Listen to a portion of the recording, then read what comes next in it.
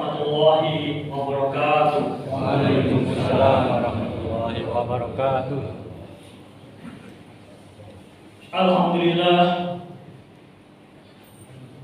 Alhamdulillahilladzi anzala as-sakinata fi qulubil mu'minin liyazdadu imanan ma'a imanihim.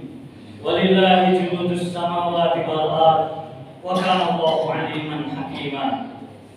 Asyhadu an la ilaha illallah wahdahu la syarika lah wa asyhadu anna Muhammadan 'abduhu wa rasuluh. Allahumma shalli ala nabiyyina Muhammadin wa ala ali nabiyyina Muhammad. Amma ba'd. Ayo hadirin rahmatullah, ittaqullah haqqa tuqatih wa la tamutunna illa wa antum muslimun. Ma'asyiral muslimin, jamaah salat Idul Adha Masjid Al-Islam rahmatullah. Kita bersyukur karena Allah SWT yang dengan limpahan nikmatnya yang tidak terbatas sehingga kita tidak akan pernah mampu menghitungnya. Pada hari ini kita diberi kemampuan oleh Allah untuk melaksanakan sholat Idul Adha di masjid kita tercinta ini. Sampai detik ini kita masih diberi kehidupan, masih dilimpahi dengan kesehatan, kesempatan dan berbagai nikmat yang lain, yang dengan itulah kita harapkan bahwa kita mampu mensyukuri dengan sebaik-baiknya sehingga Allah akan melimpahkan lebih banyak lagi nikmatnya kepada kita semua. Shalawat serta salam senantiasa pula terlimpah kepada junjungan kita Nabiullah Muhammad sallallahu alaihi wasallam beserta keluarga, para sahabat dan orang-orang yang istiqomah mengikuti jalannya hingga akhir zaman. Jamaah salat Idul Adha rahmatullah, tidak henti-hentinya setiap khatib di mimbar Jumat maupun di mimbar-mimbar yang lain selalu mengingatkan kepada kita semua agar terus meningkatkan kualitas iman dan takwa kita kepada Allah SWT dengan takwa yang sebenar-benarnya. Ittaqullaha haqqa tuqatih wa la tamutunna illa wa antum muslimun. Sekaligus mengingatkan agar kita tetap berada dalam kondisi keislaman kita sampai akhir hayat kita. Itulah yang kita harapkan, kita mampu melakukan Islamiyatul Hayah dalam diri kita, baik selaku pribadi, keluarga, masyarakat, bangsa, negara maupun bagi semua umat ini. Ma'asyiral muslimin jamaah rahmatullah,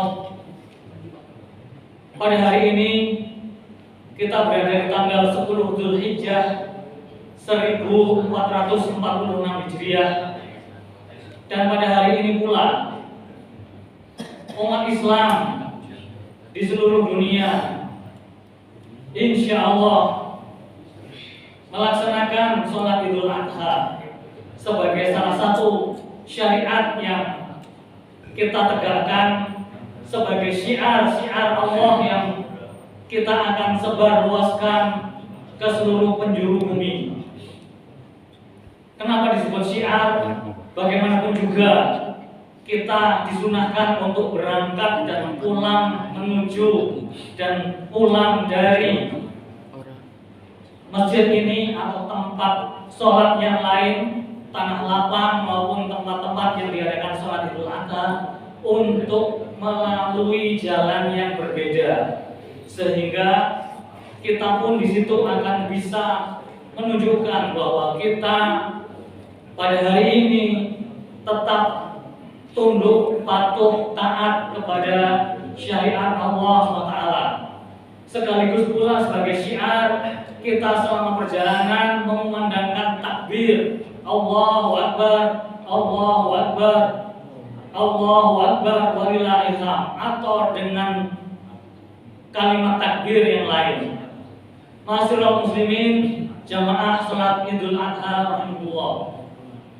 Pada hari ini pula sebagian umat Islam mulai menyembelih kurbannya, dan sebagian yang lain memulai penyembelihan di hari tasyrik, yaitu besok tanggal 11, 12, dan 13 Zulhijjah.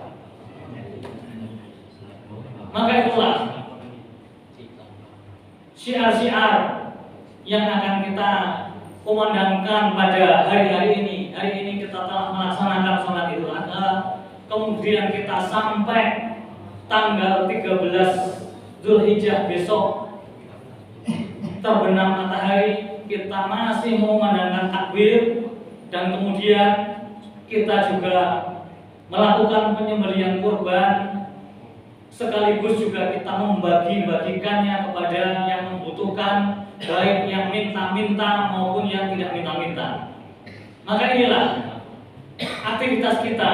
Hari-hari ini kita disibukkan dengan berbagai macam kegiatan itu dalam rangka kita kurban yang berasal dari kata qoruba yaqrubu kurbanan, yakni mendekat atau dekat, yakni kita mendekat kepada Allah SWT, semakin mendekatkan diri kita kepada Allah SWT dengan berbagai macam amal soleh itu.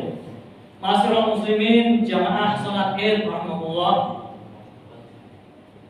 Maka dengan itulah kita harapkan kedekatan kita kepada Allah SWT semakin intens, semakin harmonis, semakin mesra, sehingga dengan itulah kita bisa mampu untuk mengambil beberapa hikmah dari ibadah kurban ini. Ma'asyiral muslimin, jamaah salat Id rahmatullah, ketika kita melakukan ibadah kurban, maka yang Allah terima bukanlah darah maupun daging binatang kurban yang kita sembelih itu, tapi adalah ketakwaan kita. La yanalullaha luhumha wala dima'uha walakin yanaluhut taqwa minkum. Tidak akan pernah sampai kepada Allah darah dari binatang kurban itu maupun dagingnya, walakin yanaluhut taqwa minkum, akan tapi yang akan sampai yaitu ketakwaan kalian, ketakwaan dari kita semua. Itulah yang akan sampai kepada Allah SWT. Sehingga ketika kita melakukan ibadah kurban, yang berarti kita taqarrub kepada Allah, mendekatkan diri kita kepada Allah SWT, maka seketika itu juga kita tingkatkan takwa kita. Kita dekatkan diri kepada Allah SWT dengan berbagai amal soleh yang telah disyariatkan, yang telah dicontohkan oleh Rasulullah SAW. Dan seketika itu pula mengambil pelajaran dari penyembelihan binatang kurban, kita menyembelih sifat-sifat kebinatangan yang masih ada dalam diri kita. Karena bisa jadi di antara manusia ada yang memiliki sifat-sifat kebinatangan, bahkan lebih sesat lagi. Dalam surah Al-A'raf 179, Allah SWT berfirman, A'udzubillahi minasyaitonirrajim, Bismillahirrahmanirrahim. Walaqad dzarabna fi jahannama katsiran minal jinni wal insi lahum qulubun la ya'qiluna biha walahum a'yunun la yubsiruna biha walahum adhanun la yasma'una biha ulaika kal an'ami bal hum adall ulaika humul ghafilun. Shadaqallahul azim. Walaqad dzarabna fi jahannama katsiran minal jinni wal insi. Sungguh akan kami penuhi neraka jahanam itu dengan mayoritas jin dan manusia. Lahum qulubun, mereka punya qalbu, mereka punya hati, mereka punya akal pikiran. La yaqiluna biha, tapi tidak digunakan akal pikiran ataupun hati itu untuk berpikir, untuk menganalisis, untuk kemudian bisa memilah dan memilih mana yang baik, mana yang buruk, mana yang benar, mana yang salah, mana yang hak, mana yang batil, mana yang sunnah, mana yang bid'ah. Itulah potensi dari Allah yang kadang terlalaikan. Walahum a'yunul la yubsiruna biha, dan mereka dikaruniai penglihatan tapi tidak digunakan untuk melihat, untuk membaca, untuk meneropong, untuk menyaksikan, untuk melihat kekuasaan Allah, tanda-tanda kebesaran Allah, untuk membaca ayat-ayat Allah, baik yang sifatnya qauliyah maupun kauniyah, yang ada di kitabnya maupun yang ada di alam semesta. Maka gunakanlah penglihatan itu yang sampai hari ini Allah masih berikan komplit dua mata kepada kita, masih bisa berfungsi dengan normal, maka kita akan manfaatkan sebaik-baiknya sesuai dengan apa yang diperintahkan oleh Allah Taala. Walahum adzanun la yasma'una biha, dan mereka diberi pendengaran tapi kebanyakan tidak menggunakan pendengaran itu untuk mendengarkan yang baik-baik, mendengarkan nasihat, mendengarkan pengajian, mendengarkan khutbah dan kebaikan-kebaikan yang lain yang bisa dengar, tapi malah suka mendengarkan gosip, pembicaraan-pembicaraan yang miring, yang tidak layak untuk didengarkan. Maka dengan potensi pendengaran ini kita gunakan sebaik-baiknya di jalan Allah SWT. Sehingga ketika berbagai potensi itu, baik potensi qalbu, potensi penglihatan, potensi pendengaran, tidak digunakan sebagaimana mestinya, Allah katakan orang-orang yang tidak mampu melakukan atau mengoptimalkan potensi itu, ulaika kal an'am, mereka seperti binatang ternak, berhum adol, mereka seperti binatang ternak, berhum adol, bahkan lebih sesat lagi, lebih kesasar lagi. Na'udzubillah min dzalik. Siapakah mereka? Ulaika humul ghafilun. Mereka itulah orang-orang yang lalai dari fungsi atau tujuan diciptakannya di dunia ini untuk apa? Lalai dari tugas yang seharusnya dilakukan, lalai dari potensi yang sudah diberikan tidak dimanfaatkan sebagaimana mestinya. Maka orang-orang yang ghafilun tadi, orang-orang yang lalai, disifatkan oleh Allah ulaika kal an'am, seperti binatang ternak, balhum adol, bahkan lebih sesat lagi. Masyaallah muslimin jamaah salat Id rahimahullah, ketika kita mampu untuk menyembelih sifat-sifat kebinatangan yang masih ada dalam diri kita dengan kita mengoptimalkan penglihatan, pendengaran dan hati kita untuk menyerap yang baik-baik, untuk menerima input atau informasi yang positif yang sesuai dengan syariat Islam, maka itulah yang akan membentuk kepribadian kita. Tapi kalau kemudian yang didengarkan adalah gosip, kemudian lagu-lagu yang syairnya itu mengandung kebatilan, maka itu adalah yang menjadi kepribadian kita, dan itu terbukti. Na'udzubillah min dzalik. Maka kita akan jauhi semua, sehingga insya Allah ketika yang kita dengarkan adalah ayat-ayat Al-Quran, nasihat, kebenaran, maka itulah yang akan kita jadikan sebagai kepribadian kita. Tapi ketika yang didengarkan adalah kasus perselingkuhan, maka akan semakin banyak perselingkuhan yang terjadi. Seperti binatang, bahkan lebih sesat lagi. Entah itu ayam jago, kucing, atau binatang-binatang yang lain, mereka perselingkuhannya tidak seperti manusia-manusia yang masih memiliki sifat-sifat kebinatangan itu. Atau ketika yang didengarkan adalah dongeng menjelang tidur, berupa kancil nyolong timun, bisa jadi gedenya bisa menjadi maling, atau bahkan menjadi koruptor. Na'udzubillah min dzalik. Kalau kemudian kancil nyolong timun ya sekedar mencuri ketimun. Kalau kemudian monyet mencuri pisang ya sekedar mencuri pisang, secukupnya saja.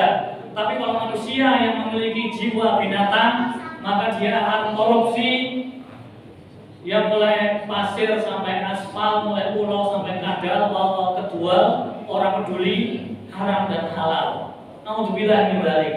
Maka dengan kita bisa mendekatkan diri kepada Allah SWT, kita tingkatkan takwa kita, sekaligus kita sembelih sifat-sifat kebinatangan yang masih ada dalam diri kita. Jamaah sholat Idul Adha Allah. Di saat ini pula lah, selain kita berupaya secara pribadi meningkatkan kesolehan kita, keimanan kita, ketakwaan kita kepada Allah SWT, maka kemudian kita juga dituntut untuk mengoptimalkan apa yang sudah Allah berikan tadi, yaitu akal pikiran kita. Bagaimana kurban ini, ibadah ini bisa kita optimalkan, sehingga jangan sampai kemudian kurban hanya sekedar kurban, nyembelih sapi, nyembelih hewan kurban, tapi kemudian seketika habis tidak memiliki efek yang lebih luas lagi. Maka ketika ini kita coba perhatikan, satu sisi kita berusaha untuk beribadah kurban seihsan mungkin, karena ketika Rasulullah SAW menjelaskan tentang kurban, maka beliau memulainya dengan sebuah pernyataan, Innallaha katabal ihsana ala kulli syai'. Sesungguhnya Allah telah menetapkan perbuatan ihsan atas segala sesuatu. Maka kita pun akan berbuat ihsan baik dalam pemeliharaan ternaknya, kemudian proses penyembelihannya, sampai kemudian pengelolaannya, pendistribusiannya, optimalisasinya, dan seterusnya.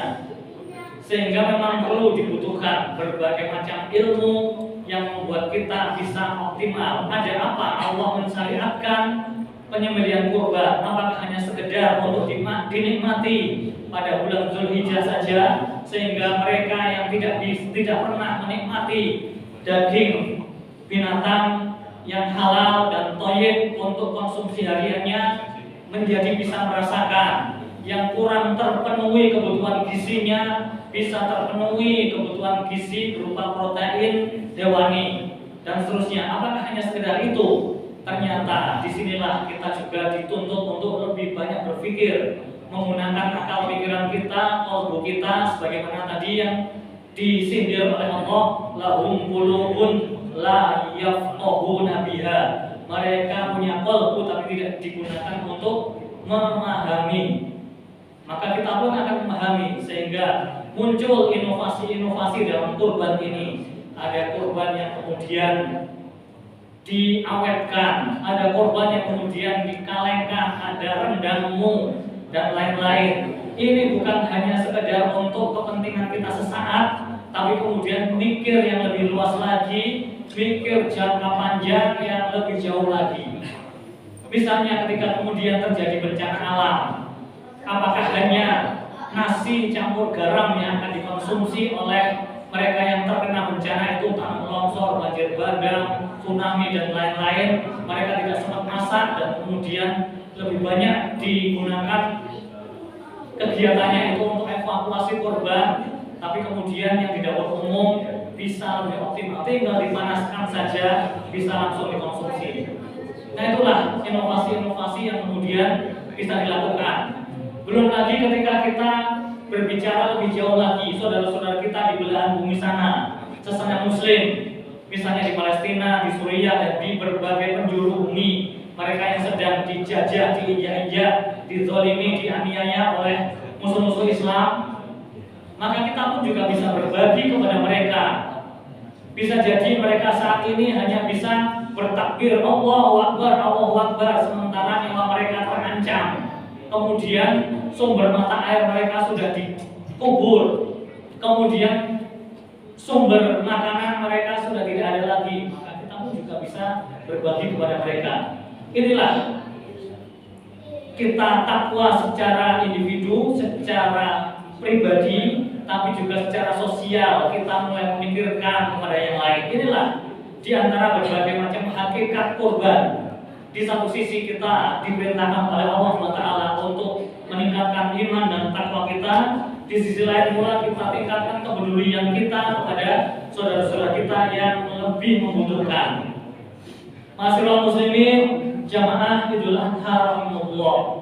Maka inilah pesan-pesan yang tersirat dari disyariatkannya ibadah kurban, yang kemudian kita harapkan bahwa kita termasuk orang-orang yang mampu untuk mengambil pelajaran, sehingga dengan inilah kita harapkan kita bisa meningkatkan kualitas kurban kita dari tahun ke tahun, bukan hanya sekedar seremonial, bukan hanya sekedar rutinitas belaka yang kemudian kalau sudah menyembelih sekian ekor sapi maka itu sudah cukup atau kemudian sudah puas, sudah bangga. Tapi kita tidak ingin itu hanya sekedar formalitas, tapi kita harapkan ada makna-makna tersirat yang kemudian bisa kita ambil pelajarannya untuk kita aplikasikan dalam kehidupan kita sehari-hari. Wa qur rabbi ighfir warham wa anta khairur rahimin. Dan kemudian di akhir khutbah ini kita harapkan kita terus meningkatkan pemahaman kita dengan melalui kajian-kajian. Misalnya di Masjid Al-Islam ini ada pengajian malam Rabu yang bisa kita optimalkan untuk meningkatkan pemahaman kita sehingga kita bisa terus mengasah qalbu kita, pikiran kita untuk bisa menyelami apa-apa yang menjadi syariat Allah SWT tersebut. Allahu Akbar, Allahu Akbar, Allahu Akbar, walillahil hamd. Ma'asyiral muslimin, jamaah salat Id yang rahmatullah. Maka kita akhiri khutbah ini dengan doa bersama kita agar kita bisa meningkatkan iman dan takwa kita kepada Allah, sekaligus meningkatkan kepedulian kita sehingga kita bukan hanya sebagai makhluk individual tapi juga masuk makhluk sosial, makhluk spiritual yang semakin bisa meningkatkan kualitasnya dari waktu-waktu hingga maut menjemput kita. Inna Allaha wa malaikatahu yusholluna 'alan nabi ya ayyuhalladzina amanu shallu 'alaihi wa sallimu taslima. Allahumma shalli 'ala Muhammad wa 'ala Muhammad kama shallaita 'ala Ibrahim wa 'ala Ibrahim wa barik 'ala Muhammad wa 'ala Muhammad kama barakta 'ala Ibrahim wa 'ala Ibrahim innaka Hamidum Majid. Allahumma ighfir lil muslimina wal muslimat wal mu'minina wal mu'minat al ahya'i minhum wal amwat ya qadiyal hajat. Allahumma arina al-haqqa haqqan warzuqna ittiba'ah wa arina al-batila batila warzuqna ijtinabah. Rabbana la tuzigh qulubana ba'da idh hadaytana wa hab lana min ladunka rahmah innaka antal wahhab. Rabbana hab lana min azwajina wa dhurriyyatina qurrata a'yun waj'alna lil muttaqina imama. Allahumma innaka ta'lamu anna hadhihi al-qulub qad ijtama'at ala mahabbatik wa taqat ala ta'atik wa tawahhadat ala da'watik wa ta'ahadat ala nusrati syari'atik. Tawfiq lahumma rabitataha, tawfiq lahumma rabitataha, tawfiq lahumma rabitataha wa adibuddaha wa ahdiha subulaha wa amlaha binurika alladhi la yakhbu wasrah suduraha bifadil imani bik wa jamil tawakkuli alaik wa ahyiha bima'rifatik wa ahyiha bima'rifatik wa ahyiha bima'rifatik wa aminha ala syahadati fi sabilik wa aminha ala syahadati fi sabilik wa aminha ala syahadati fi sabilik innaka ni'mal mawla wa ni'mal nasir. Rabbana atina fid dunya hasanah wa fil akhirati hasanah wa qina adzabannar. Wa sallallahu ala abdika wa rasulika Muhammadin wa ala alihi wa sahbihi wa barik wasallim. Subhana rabbika rabbil izzati amma yasifun wa salamun ala mursalin walhamdulillahi rabbil alamin.